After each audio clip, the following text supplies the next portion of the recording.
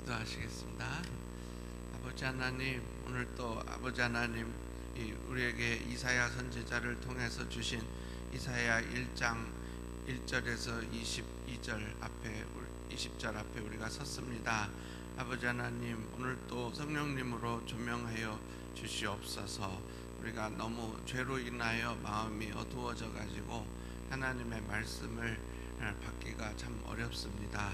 우리들을 불쌍히 여겨주시고 우리의 모든 죄된 것을 이 시간 정결하게 치워주시고 말씀이 쏙쏙 귀에 들어올 수 있도록 우리의 영의 귀를 열어주시고 영의 눈을 열어주시사 하나님의 영광을 보게 하여 주시옵소서. 감사드리며 예수님 이름으로 기도드리옵나이다. 아멘.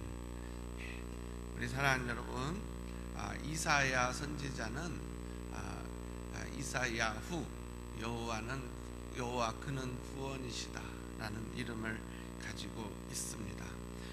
이 이사야 후 선지자는 60년 동안 선지자 생활을 했습니다. 우시야부터 히스기야까지 우시야, 요담, 아하스, 히스기야 4명의 왕을 섬겼습니다. 그리고 이제 마지막 히스기야 왕이 죽게 됐을 때 수명을 15년 연장받는 것을 도와줬는데, 그 15년 연장됐을 때 아들을 하나 낳았는데 아주 못된 아들을 낳습니다. 그 아들의 이름이 므낫세죠. 그래서 그 므낫세에게 톱으로 반으로 썰어서 순교를 당했다는 그런 얘기가 있습니다.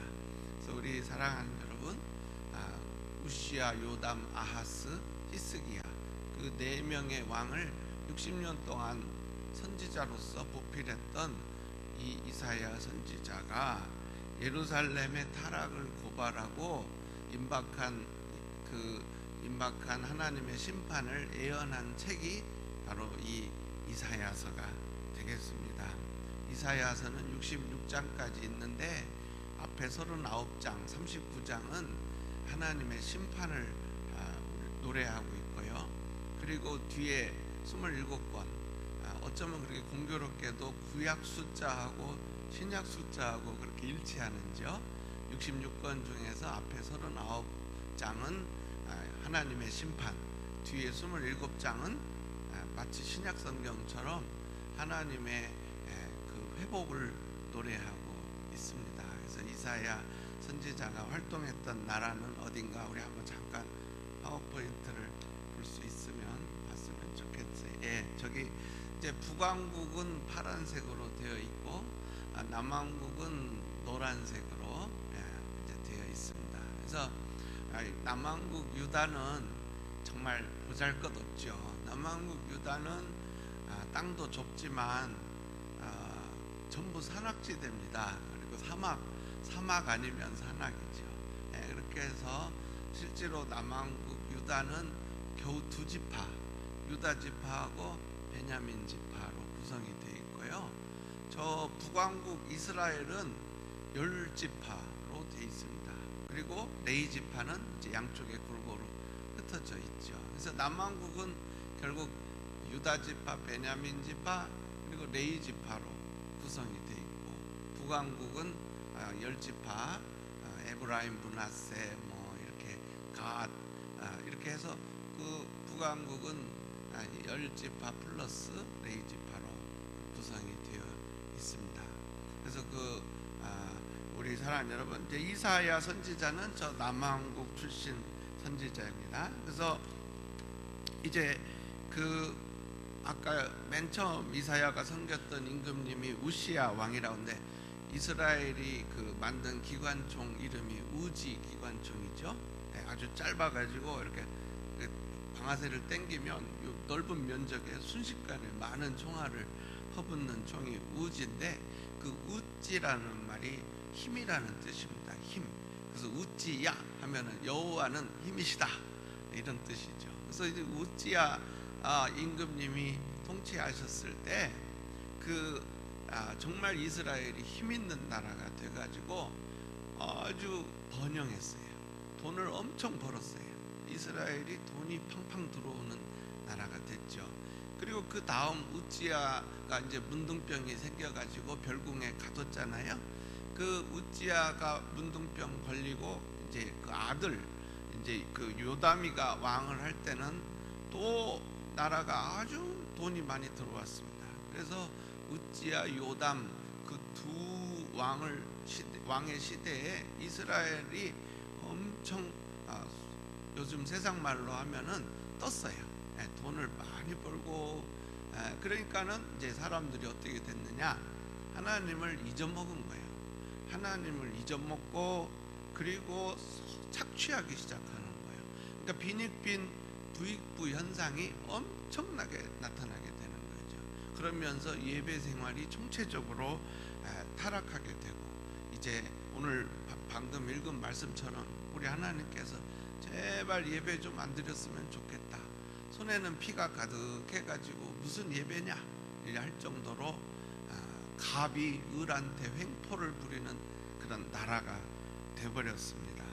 그래서 하나님을 상실하고 도덕적인 부패가 생겼을 때 우리 하나님께서 아하스 왕 때 적군을 보냈어요. 그 적군이 바로 저 옆에 어느 나라냐면은 저기 아람 킹덤을 보내가지고 아람이 쳐들어왔어요. 그래가지고는 얼마나 못살게 구는죠. 그래서 이제 그 아하스 왕 때는 아람군을 막아내느라고 헐떡대고 그때 많은 피해를 입었죠. 그리고 이제 히스기야 왕 때는 그 아람을 잡아먹은 나라가 하나 등장했는데, 그 나라는 적군을 잡으면 무조건 이 장대에다가 꿰가지고 산적처럼 이렇게 시식케밥처럼 장대에다 꿰가지고 사람들을 그 적군 성 앞에다 쭉 달아놓는 족속이 등장을 했어요. 그 나라가 바로 그 무시무시한 아시리아입니다. 그래서 아시리아의 산헤립이라는 왕이 저기 보시면 라키시라고 있잖아요. 라키시로 들어와 가지고 벌써 저 북왕국은 다 잡아가 버리고, 북왕국은 다 없어져 버리고 722년에 BC. 그래서 이제 남왕국에 라키시 쳐들어와 가지고 이제 결국 라키시를 점령을 하고, 그리고는 이제 예루살렘을 포위 공격하게 됐습니다. 그러니까 하나님은요 가만히 계시는 것 같지만 우리가 이렇게 하나님을 상실하고 도덕적인 부패가 생기고 정말 서로 잡아먹고 못살게 굴고 착취하고 그러면은 전쟁을 일으키셔가지고 경고를 하시는 거예요. 그래서 이사야 선지자는 이렇게 아람 군대가 쳐들어오고 그 아람을 잡아먹은 아시리아가 쳐들어올 때마다 임금님한테 가가지고, 임금님 이건 하나님의 경고입니다, 회개하십시오, 이렇게 말을 했습니다. 사랑하는 여러분, 정말 이렇게 이사야 선지자는 엄청난 애국자였어요. 그는 왕을 사랑하고 국민들을 정말 사랑했죠. 그는 이 총체적으로 악해지는 조국을 보면서 맨날 성전에 가서 울부짖었어요. 성전에 가서 하나님 우리 민족을 불쌍히 여겨주세요. 남과 북으로 갈라졌는데 북쪽은 이미 끌려가 버렸고 이제 우리 남쪽만 남았는데 우리나라를 불쌍히 여겨주세요 하고 이사야 선지자가 늘 기도했어요. 그러다가 어느 날 입신하게 된 거죠. 입신을 했어요. 그래서 이제 이사야가 그냥 민족을 위해서 조국을 위해서 기도하다가 입신하게 되면 이제 하나님의 어전 회의에 참석하게 되는 거죠. 그래서 선지자들에게 공통된 특징이 있는데, 진짜 선지자에게 나타나는 공통된 특징 중에 하나가 뭐냐면 하나님의 앞에 불려가는 거예요. 참 신기하죠. 어떻게 그렇게 하나님 앞에 불려갈 수 있을까요? 그래서 그 이사야는 하나님께 부르짖는 중에 입신 상태에서 자꾸 비전들을 보기 시작했어요. 이상들을 보기 시작했죠. 그래서 이사야 1장 1절에 이사야는 이렇게 기록하고 있습니다. 우리 같이 한번 1장 1절 합독하시겠어요? 조금만 기다리세요.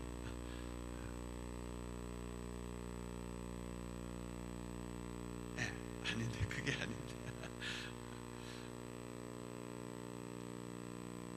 네, 1장 1절 우리 같이 한번 읽어보겠습니다. 시작.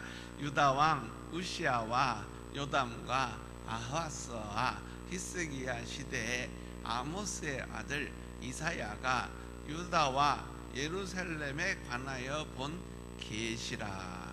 그래서 저 계시, 그래서 영어로는 the vision 이렇게 돼 있죠. the vision. 그래서 우리말로 직역하면 환상이라고 할 수 있겠죠. 그래서 그 유다와 예루살렘에 관해서 내가 뭘 봤다는 거예요?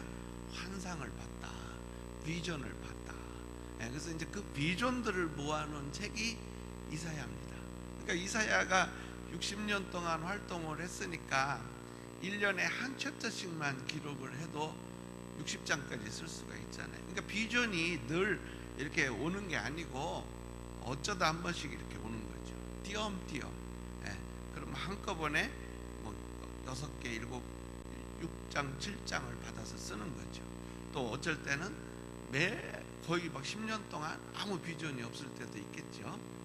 그래서 그것을 다 모아서 기록한 책이 바로 이사야서가 되겠어요. 그래서 평균 1년에 한 개씩 비전이 왔다. 그래서 이제 이사야가 그 비전들을 그 입신 상태에서 계시를 보고 이제 그 영적인 진단을 하게 됐어요. 당시 자기 나라가 어떤 모습인가. 비록 이 우시아 왕 시대에 또 그 뒤를 이은 요담 시대에 엄청 돈을 많이 벌었지만 우리나라도 과거에 그랬잖아요. 전두환 때 얼마나 돈 많이 벌었습니까? 그때 뭐 곧 미국을 다 살 것처럼 설쳤잖아요. 그렇지만 그렇게 돈을 많이 벌었지만 그것이 결국에는 이제 하나님이 징계를 내리시는 그 빌미가 되는 거죠.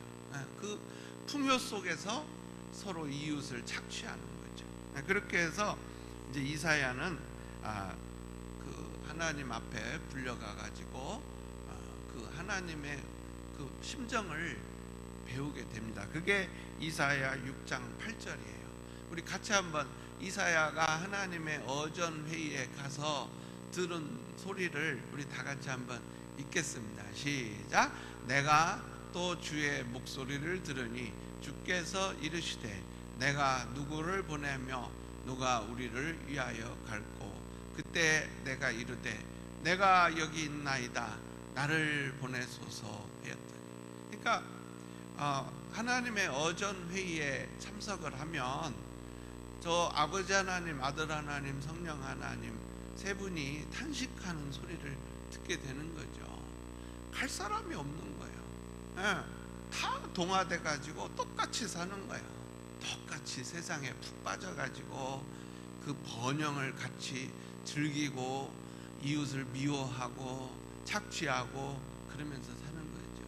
그러니까 하나님 성삼위 하나님께서 늘 외치시는 소리가 저거예요. 내가 누구를 보내며 누가 우리를 위하여 갈고. 그러니까 이 하나님의 이 탄식 소리를 듣는 정말 우리가 돼야 하는데, 그때 이사야 선지자가 내가 여기 있나이다 나를 보내소서 이렇게 대답을 하나님께 드린 거죠.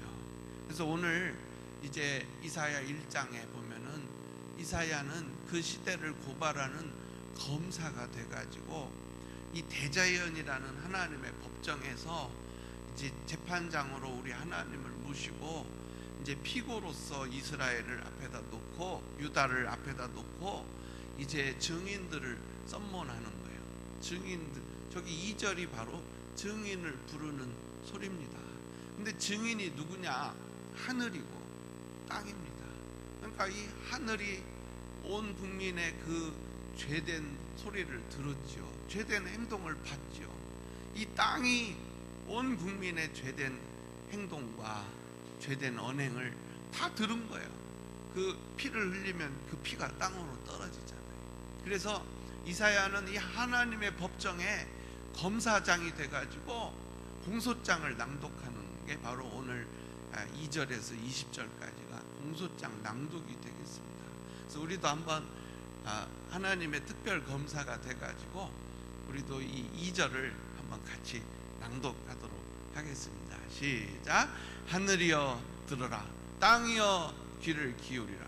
여호와께서 말씀하시기를 내가 자식을 양육하였거늘 그들이 나를 거역하였도다.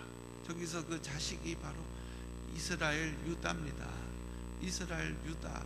내가 이 자식을 양육하였거늘 다윗 왕을 보내고 사무엘 선지자를 보내고 정말 이 좋은 나라를 만들었더니 결국 우시야 왕 때 나라를 부강하게 해줬더니 그들이 나를 거역하였도다. 이게 우리 하나님의 이제 공소 내용이 되겠어요. 첫째, 왜 우리 하나님이 이렇게 법정을 이사야 선지자를 통해서 재판을 여느냐? 바로 그들이 나를 거역했기 때문에. 그러니까 그 풍요 속에서 더 하나님께 감사드리고 하나님께 매달리기는커녕 그것을 계기로 해서 더 하나님에게서 멀어지고 하나님을 거역했다는 거죠. 그래서 이제 우리 하나님은 그들이 나를 거역하였도다. 거기에 이어서 계속 이사야 선지자를 통해서 공소 사실을 발표하십니다. 우리 같이 한번 3절, 4절, 2절 읽겠습니다. 시작. 소는 그 임자를 알고 나귀는 그 주인의 구유를 알건만은 이스라엘은 알지 못하고 나의 백성은 깨닫지 못하는도다 하셨도다. 슬프다 범죄한 나라여, 허물진 백성이요, 행악의 종자여, 행위가 부패한 자식이로다.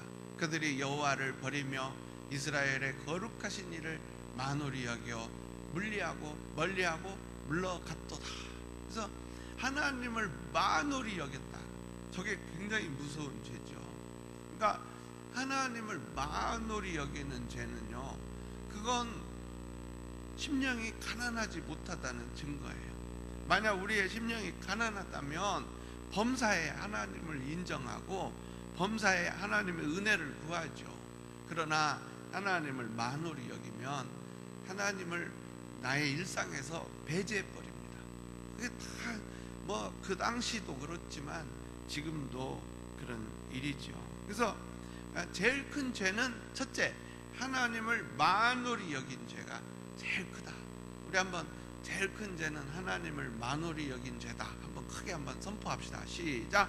제일 큰 죄는 하나님을 만홀히 여긴 죄다.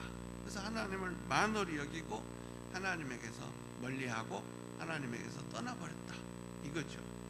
그래서 이제 우리 하나님께서 이사야 선지자를 통해서 두 번째 공소 사실을 발표하시는데 그것은 15, 16, 17절입니다.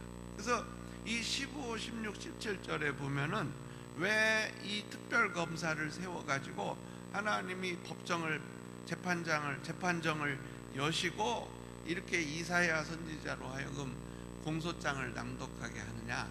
바로 이 이웃을 향한 탐욕과 악행입니다. 이웃을 향한 탐욕과 악행. 그래서 저기 15절 끝에 보라색 글씨, 너희의 손에 피가 가득함이라. 그러니까 하나님이 도저히 예배를 받아줄 수가 없는 거예요. 손에는 사람들을 착취해 갖고 돈 번 피가 가득한데, 사람들을 속여 먹어서 번 그 피가 가득한데, 와서 분향을 드리고 제물을 바칠 때 하나님이 노노노 못 받아.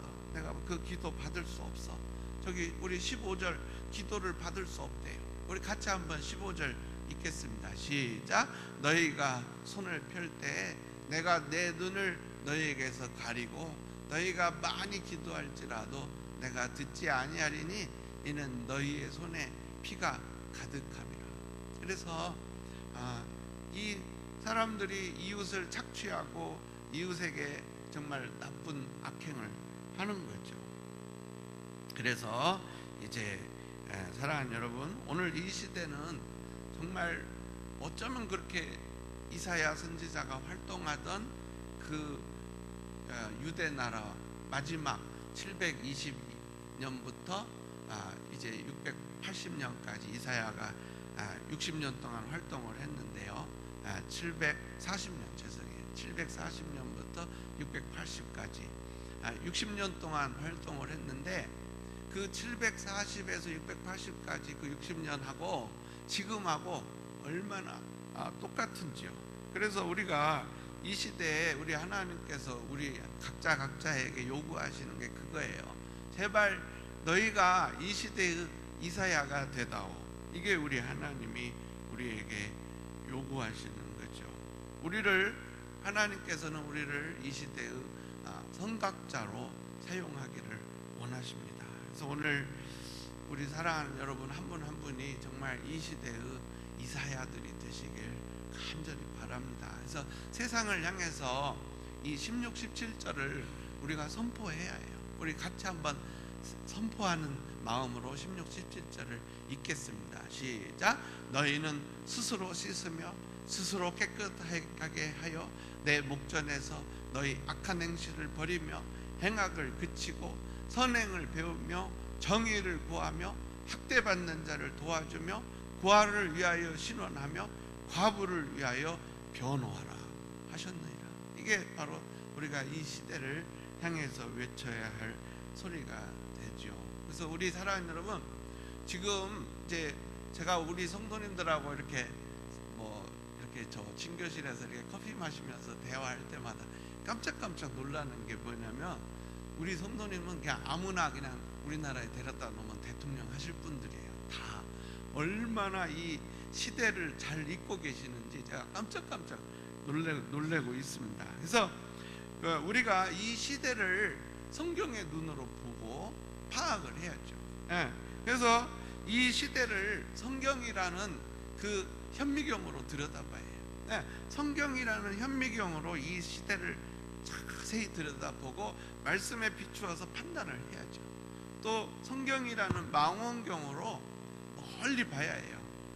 우리 테메큘라 뮤리에타만 보는 게 아니고, 미국만 보는 게 아니고, 영국도 봐야 하고, 사우디아라비아도 봐야 하고, 태국도 봐야 하고, 미얀마도 봐야 하고, 우리가 정말 이 성경이라는 망원경을 가지고 이 세계를 봐야 합니다. 그럴 때 우리에게 하나님이 맡겨주신 이 시대적 사명이 깨달아지게 되는 거죠. 제가 이제 지금까지 20나라를 돌아다녔어요. 제가 남미의 6개국을 가봤고요. 또 이제 유럽의 10나라를 돌아다니고, 이렇게 하면서 아프리카에 제가 가본 나라가 3나라죠. 카메룬하고 케냐하고 우간다. 이제 아프리카는 3나라를 가봤고, 이제 전 세계를 이렇게 돌아다니면서 수많은 신학생들을 가르쳤잖아요. 그러면서 제가 이제 느낀 게 이제 마지막 전쟁은 기독교와 이슬람 간의 전쟁이구나. 그걸 많이 느껴요. 요즘 이 시대는 정말 이슬람이 무섭게 발흥하는 시대가 돼버렸어요. 프랑스는요, 평균 아기를 낳는 숫자가, 프랑스 여자 한 명이 아기를 낳는 숫자가 1.6명 정도 된대요. 그러니까 엄마들이 아기를, 어떤 엄마는 하나 낳고 어떤 엄마는 둘 낳는 거죠. 근데 지금 프랑스 인구의 10%가 이슬람 교도인데요, 그 10% 600만 명이 아기를 낳는데 평균 8.1명을 낳는데요. 그러니까 그 이슬람 엄마들은, 무슬림들은 아기를 8.1명을 낳아요. 엄마 하나가. 근데 저 프랑스 아주머니들은 1.6명밖에 안 낳아요. 그러니까 이제 조금 있으면 그 프랑스 인구의 10%가 이슬람들이지만 그 사람들이 점점 아기를 8명씩 낳으니까 이제 인구가 점점 그 프랑스 사람은 줄어들고, 이제 아랍에서 이사 온 사람들이 결국은 2050년 60년이 되면은, 그때는 프랑스 인구 전부가 회교도가 된다는 그런 설이 있어요. 그러니까 굉장히 회교권이 발흥하고 있죠. 그래서 이제 이번에 그 ISIL 같은 테러 조직은 이제 그 리비아를 침투해서 들어가 가지고 이제 리비아를 점점 무정부 상태인 리비아를 석권을 해서 그 리비아 사람들을 전부 배에다 태워 가지고 이태리를 향해서 보내는 거예요. 그러니까는 이제 뭐 뒤에서 총 대고 빨리 배 타 그래가지고 이제 이태리로 가라. 그러면 이태리로 다 가는 거죠. 그러면 이태리는 그 리비아에서 오는 수많은 난민을 난민 수용소를 지어야 하고 이제 그렇게 하면서 유럽 전체에 혼란이 오게 되는 거잖아요. 이제 벌써 이렇게 집단적인 국가적인 그런 침공이 시작되고 있죠. 그래서 우리 사랑하는 여러분, 이럴 때 우리는 어떻게 이 시대를 읽으면서 대응을 해야 할까요? 바로 공격은 최선의 방어예요. 그러니까 우리는 이슬람에 대해서 어떤 그런 시대적인 그런 반응을 보여야 하느냐? 선교사를 보내야죠. 그거 외에는 방법이 없습니다. 우리가 이슬람을 선교하는 거야. 그렇게 해서 뭐 아무도 아멘을 안 하시지만 우리는 회교권 선교를 해야 해요. 선교사들을 훈련시켜서 회교국가에 파송해야 합니다. 그래서 제가 정말 아끼던 제 수제자가 하나 있었는데 강환식 이제 목사라고 저보다 나이가 많으시죠. 근데 하여튼 얼마나 저를 따르는지 저하고 같이 이렇게 이슬람 교도들을 찾아다니면서 기도를 했어요. 그러니까 제가 가서 기도를 해주면 강환식 그분은 한의사니까 이제 침을 꽂고 기도를 하는 거죠. 그렇게 몇 년을 같이 여기 블러튼 근방에 사는 이집트 사람들을 찾아다니면서 기도를 해줬더니 어떤 일이 일어났냐면 이제 그 이집트에서 온 최고 높으신 분을 이제 만나게 돼서 친구가 된 거예요. 그 코피 크리스찬의 최고봉을 친구로 사귀게 됐죠. 그렇게 해서 결국 강환식 선교사 부부가 저한테 목사님 우리는 떠납니다. 그래요. 그래서 어디로 가십니까? 이집트로 갑니다. 그래서 잘 가세요. 그랬더니 이집트에 가가지고 카이로에 딱 내리자마자 그 우리가 사귄 그 이집트 목사님이 다 연락을 해가지고 거기서 공항에 마중을 나와가지고 보통 그러잖아요. 공항에 마중 나온 사람 따라가잖아요. 그렇게 해서 카이로에서 30분 떨어진 우리나라로 치면 난지도 같은 쓰레기 처리장으로 간 거예요. 그 동네는 거의 대부분이 콥틱 크리스찬인데 이집트 카이로에서 나오는 쓰레기를 처리해서 먹고 사는 동네예요. 근데 거기에 강환식 선교사 부부가 들어갔는데 그 마을 입구에 들어가기도 전부터 코를 움켜쥘 수밖에 없었대요. 쓰레기 냄새가 얼마나 지독한지. 근데 거기 사람들은 쓰레기 속에서 태어나서 쓰레기 처리하고 살다가 쓰레기 속에서 죽는 거죠. 그래서 강환식 선교사 부부가 거기를 들어가가지고 이제 침을 꽂고, 근데 이집트 사람들이 이 침을 처음 보니까 처음에는 굉장히 불신을 하는 거죠. 그래서 애를 먹었대요.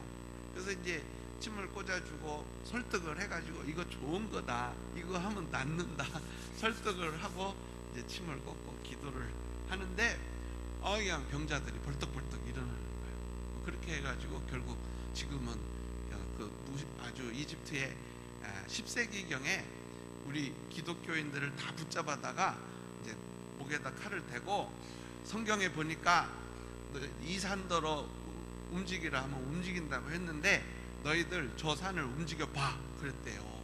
그러니까 그 안톤이라는 그 성자가 하나님한테 기도를 했대요. 하나님, 이 산이 안 움직이면 우리 다 죽습니다.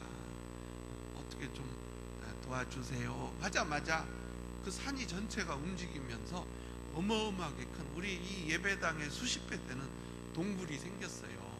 그래서 이제 그 회교도들이 너무 놀래가지고 너희들 여기서 살아라 한 곳이 바로 그 이제 목가땀이라는 지역이 됐는데 거기가 바로 그 쓰레기 처리장에 있는 동네고, 이제 이 지상에서, 이 세계에서 제일 큰 동굴교회가 거기 있죠.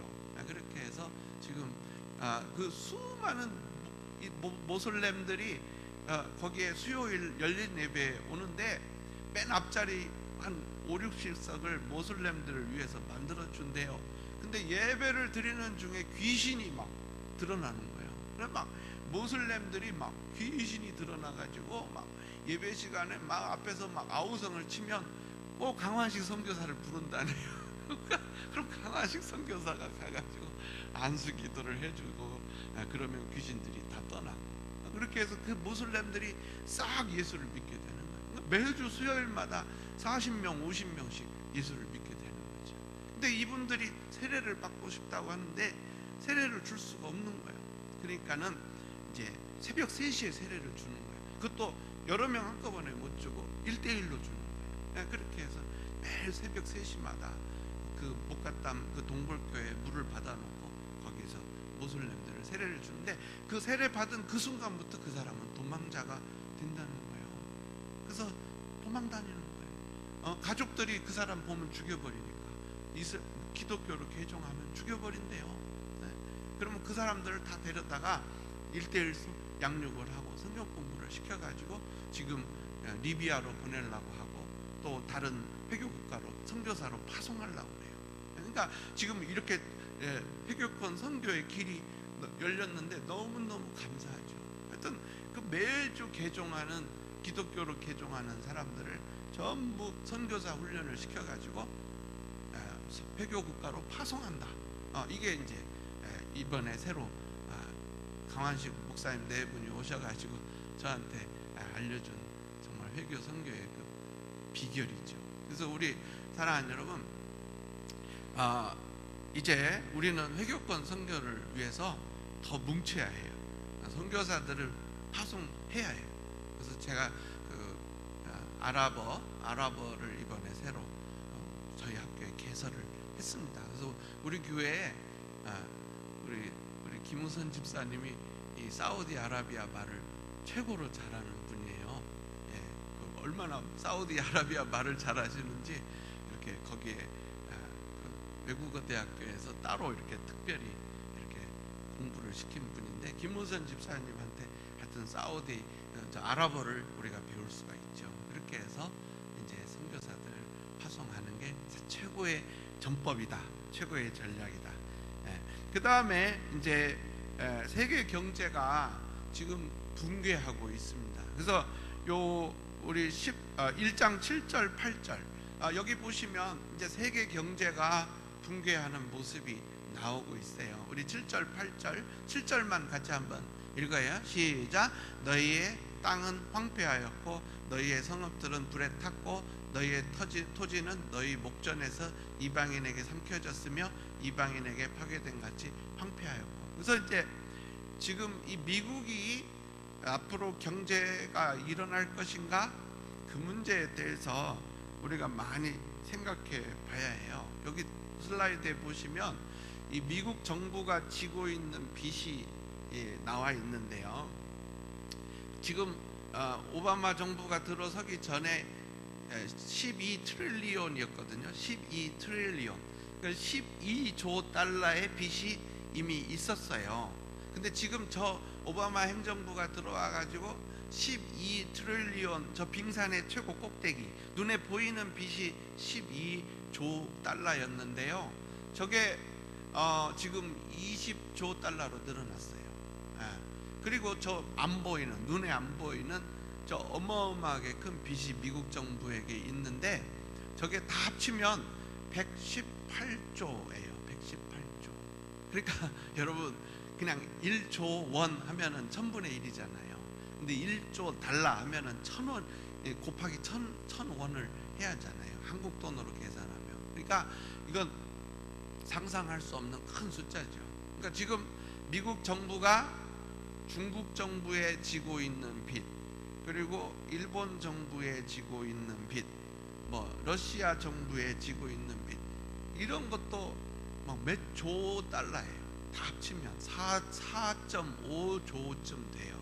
근데 지금 저 눈에 안 보이는 빚이 빛과 저 눈에 보이는 빛을 다 합쳐가지고 미국 사람 숫자가 3억이라고 치고 3억으로 쪼개면 지금 여기 앉아 계신 분 한 분 한 분이 약 40만 달러의 빚을 지고 있어요. 그러니까는 이게 미국 정부는 어떤 식으로 그 빚을 갚냐면, 우리 개인도 그렇게 하잖아요. 크레딧 카드를 하나 만들어서 빚을 졌잖아요. 그러면 또 새 크레딧 카드를 만들어서 그 빚을 이렇게 갚잖아요. 그 돌려막기, 그걸 하고 있어요. 지금 미국 정부는 계속 저기서 빌려다가 이거 이자 갚고, 저기서 빌려다가 이거 이자 갚고, 지금 그러고 있어요. 그러면서 지금 미국 정부가 지고 있는 빚은 빙산처럼 저렇게 한없이 늘어나고 있죠. 그래, 저렇게 되면 이제 카드 돌려막기를 하다 보면 어느 순간에 아무도 안 빌려줄 때가 온다고요. 그러면 이제 와르르 붕괴되는 거죠. 그러니까 우리 사랑하는 여러분, 이제 세계 경제는 회복 불능이에요. 그것만 알고 계세요. 세계 경제는 회복 불능이다. 네. 그래서 세계 경제가 붕괴한다. 그걸 예견을 하셔야 해요. 왜? 수많은 사람들의 탐욕이 이런 결과를 만들어냈어요. 그러니까는 이럴 때 우리는 어떤 대비책을 강구해야 하나요? 바로 그거예요. 지금 우리에게 있는 걸 선교에 투입해야 하는 거예요. 네. 조금 있으면 다 붕괴하니까 그 전에 우리는 빨리 이 불의의 재물을 선한 일에 하나님 나라 확장에 사용해야죠. 이게 우리가 해야 할 일이 되겠어요. 그리고 이제 점점 반기독교 세력이 노골화되고 반기독교적인 네트워킹이 형성되고 있습니다. 그래서 우리는 이런 시대에 어떻게 하나님 나라를 위해서 일을 할 수가 있느냐. 첫째, 우리는 바로 이 시대를 진단할 수 있어야 해요. 이런 시대구나. 지금이 이렇게 회교권이 발흥하는 시대구나. 세계 경제는 파국을 향해서 치닫고 있구나.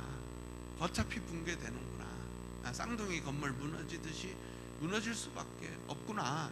이걸 우리가 알고 이제 우리는 영생의 소망을 예수님께로 옮겨야죠. 이 세상에는 소망을 둘 수가 없어요. 예수님께로 내 모든 영생의 소망을 옮기시길 예수님 이름으로 축원합니다. 이것만이 저와 여러분이 앞으로 살아가야 할 길이에요. 그리고 또 하나가 뭐냐? 이 시대를 향해서 외쳐야 해요. 저와 여러분이 입 다물고 있으면 안 돼요. 여러분, 이제 망합니다.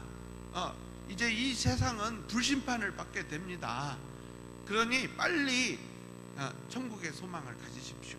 예수님을 믿으십시오. 이게 저와 여러분이 해야 할 일이죠. 그러면서 이사야 선지자처럼 중보자가 되어야 해요. 이 시대를 위해서 하나님 앞에 나가서 이 시대의 죄를 짊어지고 저와 여러분이 나가서 하나님, 조금만 시간을 더 주시겠어요? 지금 바로 심판하지 마시고 조금만 더 주세요. 우리가 하나님 앞에 계속 중보 기도자가 돼야죠. 1장 18절 우리 다 같이 한번 읽겠습니다. 시작. 여호와께서 말씀하시되 오라, 우리가 서로 변론하자. 너희의 죄가 주홍 같을지라도 눈과 같이 희어질 것이요 진홍같이 붉을지라도 양털같이 희게 되리라. 아직도 구원의 시간이 남아 있습니다. 아직도 회개의 시간이 있어요. 그러니까 지금 우리라도 빨리 이 시대의 죄를 짊어지고 하나님 앞에 나가서 하나님 죄송해요. 미국 정부가 잘못한 거 내가 회개합니다.